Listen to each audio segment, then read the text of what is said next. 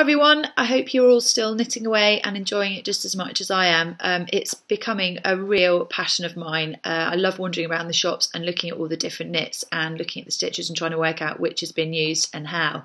And dreaming one day I will be able to make my very own jumper, but I think I'm still a bit of a way off. So this week we're moving on to the Periwinkle Blue Square. It's square number 9 and we've got to try and achieve some kind of diamond pattern. Now I've looked at the plans for this, an awful lot of counting and making sure that you've got your knits and your purls in the right direction. So this sort of spells quite a lot of hard work on my part due to my inability to count and to remember anything.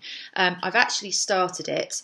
I'm very, very conscious of my tension given my recent disasters with the double moss stitch square. So I've started off fairly tightly and I'm hoping that I keep to the 15 centimetres. It's a lovely colour, really lovely and bright, and it will go nicely with my pink, which I did a few weeks ago.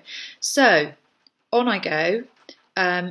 Wish me luck. I'm a little bit worried about the counting, but we'll just see how we get. Well, actually, that was really enjoyable. I love the design, but once again, my great friend tension has caused me trouble, and you can see it just sort of goes out towards the end.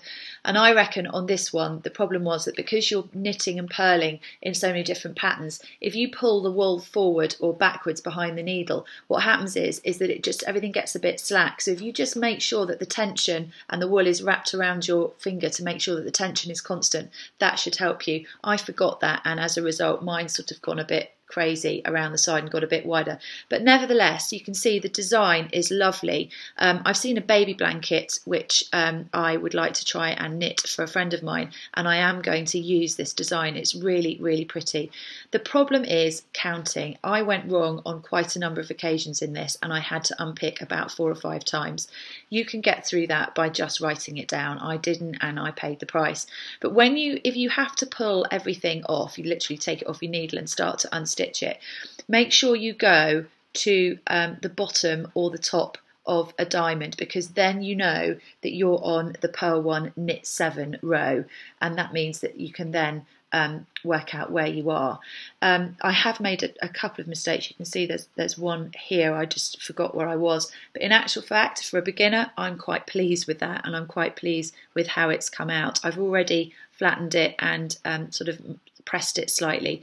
This one is a real triumph actually. It's really pretty. It looks really complicated. It wasn't, it was just me being a bit of a numpty with not counting, but I think you'll really enjoy this one. So good luck. I can see lots of things